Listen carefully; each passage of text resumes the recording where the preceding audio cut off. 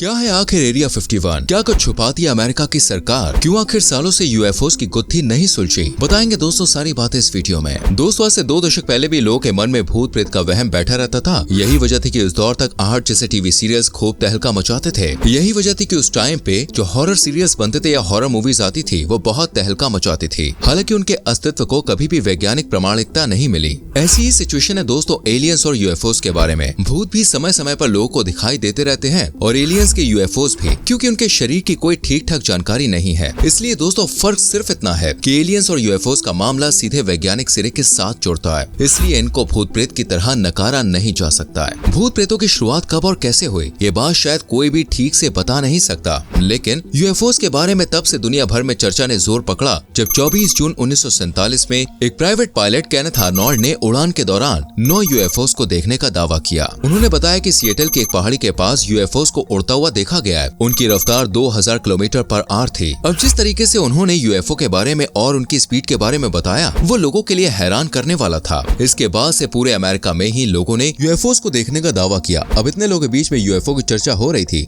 तो मीडिया में भी इसकी कवरेज आनी शुरू हो गई, जिसके बाद मीडिया ने इन सारी चीजों को अमेरिका की 3 एटॉमिक साइट्स के साथ जोड़ना शुरू कर दिया। इसी बीच न्यू मैक्सिको में एक मैक ब्रिजल नाम के आदमी को उनके खेत में कुछ मशीनरी जैसा मलबा मिला, जिसमें टीन की चमकती हुई पन्नी जैसे रबर और लकड़ी की बीम थी, जिसके बारे में उसे कोई भी आइडिया नहीं था कि वो क्या चीज है। इसलिए दोस्तों वो इन चीजों को 7 जुलाई को रॉसवेल शेरिफ के पास ले गया। इसको देखकर army officer colonel William Blanchard भी हैरान हुए और अगले ही दिन राफ ने एक बयान जारी किया जिसमें कहा गया कि यूएफओस के बारे में जो अफवाहें उड़ रही हैं वो बिल्कुल सही है, जिससे इस मामले को और भी ज्यादा हवा मिली। और जब इसकी जांच की गई तो ये सारी चीजें सिर्फ एक वेदर बैलून का मलबा निकली। फिर अगले ही दिन अमेरिकी सेना अधिकारियों ने एक बयान जारी किया कि ऐसा कुछ भी नहीं है, ये सिर्फ एक वेदर बैलून का मलबा था और उन्होंने उस मलबे के और भी सबूत दिए। अब मीडिया ने भी दोस्तों इस खबर को इम्पोर्टेंस देनी छोड़ दी और लोगों की चर्चाएं भी धीमे धीमे थम गईं। लेकिन 1970 में एक बार फिर से यूएफओस की चर्चा शुरू हुई और इस बार कहा गया कि न्यू मैक्सिको के रेगिस्तान के ऊपर से जब एक यूएफओ जा रहा था तभी खराब मौसम के दौरान बिजली कड़की और उस यूएफओ पर बिजली गिरने से वो क्रैश हो गया। ये भी कहा गया कि उसमें एलियंस मौजूद थे जो कि मारे गए। इस इंसिडेंट के 10 साल बाद साल 1980 में मेजर मार्शल इसी इंसिडेंट पर द रॉसवेल इंसिडेंट नाम से एक किताब लिखते हैं और फिर इसी किताब के बेस पर और भी थ्योरीज निकलने लगी। ऐसा कहा गया कि उस क्रैश में एक एलियन जिंदा बच गया जिसे यूएस आर्मी एक सीक्रेट बेस पर ले गए और कुछ लोग ये भी मानते हैं कि वो एलियन अब भी कैद में है, जिसके जरिए एलियन टेक्नोलॉजी को हासिल करने के लिए रिसर्च वगैरह की जाती है और साथ ही एलियन से जुड़ी रिसर्चेस भी की जाती है। इसी सीक्रेट लोकेशन को दोस्तों एरिया 51 कहा जाता है। अब ये एरिया 51 क्या है डिटेल में मैं आपको सब कुछ बताता हूँ। एरिया 51 एक्चुअली हाई सिक्योरिटी से घिरा हुआ एक आर्मी एरिया है, इसलिए आम लोगों के लिए वहाँ जाना या घुसपैठ करना वगैरह सब मना है। यहाँ तक कि दोस्तों वहाँ कुछ साइन बोर्ड्स भी लगे रहते हैं जिन पर फोटोग्राफी करने के लिए भी बिल्कुल मना है। यहाँ तक कि दोस्तों यह मेंशन किया गया है कि अगर कोई भी सस्पिशियस एक्टिविटी करते हुए पकड़ा जाता है तब भी वहाँ सिक्योरिटी पर मौजूद आर्मी गार्ड्स एक्शन ले सकते हैं। ये बातें सुनकर दोस्तों आपने वीवीआईपी के बारे में इमेजिन जरूर कर लिया होगा। चलिए फिर इससे जुड़ा एक दिलचस्प किस्सा भी सुन लीजिए। जो रोगन नाम का एक काफी फेमस पॉडकास्टर है, इन्होंने साल 2019 में बॉब लेजर को अपने शो में इन्वाइट किया। बॉब लेजर का एलियंस वगैरह पर काफी बिलीव है और इस शो में बॉब लेजर ने दावा किया कि उन्होंने एरिया 51 और यूएफओस पर काफी डीपली स्टडीज की है। उन्होंने कहा कि उन्होंने एरिया 51 में रिसर्चर्स के तौर पर काम किया है और उन्होंने एलियन टेक्नोलॉजी पर रिवर्स इंजीनियरिंग का काम भी किया है ताकि आज की टेक्नोलॉजी को और भी बेहतरीन बनाया जा सके। इस पॉडकास्ट के बाद दोस्तों एक मैटी रॉबर्ट्स नाम का कॉलेज स्टूडेंट इतना ज्यादा एक्साइटेड हुआ कि उसने एक फेसबुक इवेंट डिक्लेयर किया कि भाई हम जानना चाहते हैं आखिर सरकार हमसे क्या छुपा रही है। सरकार किसी अकेले आदमी को या 2-4 लोगों को तो रोक सकती है, लेकिन दोस्तों अगर पूरी भीड़ या बड़ी संख्या में लोग एरिया 51 में जाएं तो उन्हें कोई भी रोक नहीं पाएगा। इसलिए उसने सभी से अपील की कि 20 सितंबर 2019 को सभी सुबह के 3 बजे एरिया 51 पहुंचेंगे। लेकिन इस इवेंट के डिस्क्रिप्शन में उसने कुछ ऐसी बातें भी कही जिनसे लग रहा था कि ये सिर्फ एक जोक टाइप इवेंट है। लेकिन दोस्तों फिर भी लोगों ने इसे इतना सीरियस लिया कि 2 मिलियन से ज्यादा लोग इस इवेंट के हिस्सेदार बन गए। इस इवेंट के लिए लोगों के बढ़ते क्रेज को देखकर दोस्तों मॉटी रॉबर्ट्स ने गवर्नमेंट को एक स्टेटमेंट में कहा कि वो सिर्फ मजाक कर रहा था, उसका एरिया 51 में घुसने का कोई भी इरादा नहीं है। लेकिन अब लोग सीरियस हो गए तो उसका इन सबसे कुछ भी लेना देना नहीं है। वैसे एरिया 51 तक पहुंचना इतना आसान नहीं है क्योंकि किसी भी शहरी इलाकों से ये जगह तकरीबन 250 किलोमीटर दूर रेगिस्तान में है, जिसके बीच से एक हाईवे गुजरता है जिस पर एक भी पेट्रोल पंप नहीं है, बस एक रेचल नाम का गाँव है।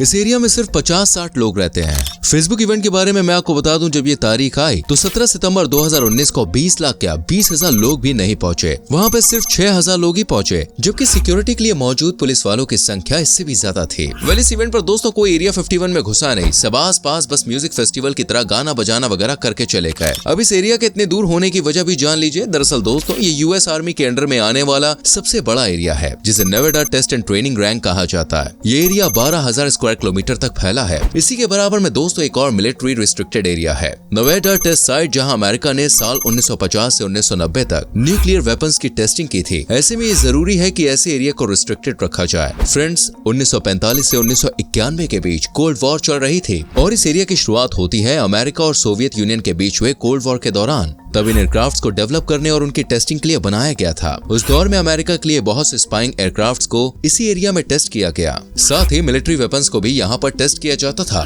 इसलिए इस एरिया को काफी सीक्रेट रखा गया। दरअसल दोस्तों साल 1954 में कुछ ऐसे मिलिट्री प्रोजेक्ट्स शुरू होने थे जो कि स्पाइंग एयरक्राफ्ट से जुड़े हुए थे। इसलिए American president Dwight D Eisenhower चाहते थे कि उन्हें किसी सीक्रेट लोकेशन पर शुरू किया जाए, क्योंकि इन एयरक्राफ्ट को सोवियत यूनियन के न्यूक्लियर वेपन्स की जासूसी के लिए इस्तेमाल किया जाना था। इसलिए नेवाडा नाम का एरिया चुना गया। ये एरिया दोस्तों किसी भी शहर से सैकड़ों मील दूर था, लेकिन इसकी जरूरत पड़ी थी सोवियत यूनियन की पहली ऑटोमेटिक टेस्टिंग 29 अगस्त 1949 के बाद, क्योंकि अमेरिका के पास कोई भी जानकारी नहीं थी कि आखिर वहां पर क्या हो रहा है, क्योंकि उस समय तक अमेरिका के पास कोई भी सैटेलाइट वगैरह नहीं थे। इसलिए साल 1953 में American president Dwight D Eisenhower ने ECHO-2 नाम से $22 मिलियन के भारी भरकम बजट के साथ CIA का एक सीक्रेट प्रोजेक्ट शुरू किया। इसलिए जब सारे काम हो गए तब इसी एरिया में अमेरिका के 2 स्पाई एयरक्राफ्ट बनकर तैयार होते हैं, जिनमें से एक था U-2 स्पाई प्लेन, जो कि 320 किलो तक के कैमरास को कैरी करते हुए 4800 किलोमीटर तक उड़ान भर सकता था, वो भी बिना दोबारा रिफ्यूल किए हुए। साथ ही ये 21,000 मीटर की ऊंचाई तक भी उड़ सकता था। इस तरह साल 1960 तक अमेरिका इन्हीं एयरक्राफ्ट के जरिए सोवियत यूनियन की जासूसी करता था। 1960 तक इसलिए क्योंकि 1 मई 1960 को एक U-2 प्लेन को मिसाइल से मार दिया गया। इसके बाद अमेरिका को यह मानना पड़ता है कि हाँ, वो सोवियत यूनियन की जासूसी कर रहा था। लेकिन इसके बाद दोस्तों एक और प्लेन बनाया जाता है जो कि U-2 प्लेन से काफी गुना तेज उड़ सकता था और जिसे मिसाइल से भी निशाना नहीं बना सकते थे। इस तरह लॉकहीड SR-71 ब्लैकबर्ड नाम का एक और स्पाई एयरक्राफ्ट तैयार किया जाता है साल 1970 के दौरान, जिसकी रफ्तार आज भी 3400 किलोमीटर पर आवर के साथ सबसे तेज है। वहीं ये 24,000 मीटर की ऊंचाई तक भी उड़ सकता है। इसलिए दोस्तों कहा जाता है कि अमेरिकन गवर्नमेंट ने खुद ही UFOs के होने की अफवाहों को फैलने दिया, क्योंकि इनकी आड़ में वो अपने सीक्रेट प्रोग्राम्स को सीक्रेट रख सकते थे। वहीं लोगों के वहम की बात की जाए तो दरअसल दोस्तों इस तरह के स्पाई एयरक्राफ्ट की टेस्टिंग शाम के वक्त की जाती थी, जिसकी वजह से सूरज की रोशनी पड़ने की वजह से ये चमकते थे। और जब लोगों ने इन्हें UFOs कहा तब टाइमिंग मैच करने पर पता चला कि एयरक्राफ्ट की टेस्टिंग टाइमिंग UFOs को देखे जाने की टाइमिंग से मैच करती है। अब चूंकि गवर्नमेंट पहले से बहुत सी चीजों को छुपाती रहती थी, इसलिए साल 2013 में जब CIA एरिया 51 के बारे में सब कुछ पब्लिक कर देती है, तब भी बहुत से लोग यकीन नहीं करते हैं और UFOs की अफवाहें दुनिया भर में फैलती रहती है। वेल दोस्तों, ये थी आज की वीडियो। आपको कैसी लगी मुझे कमेंट करके जरूर बताएं। वीडियो को लाइक और शेयर भी करें। आने वाली वीडियोस को देखने के लिए हमारे पेज को फॉलो करना ना भूलें।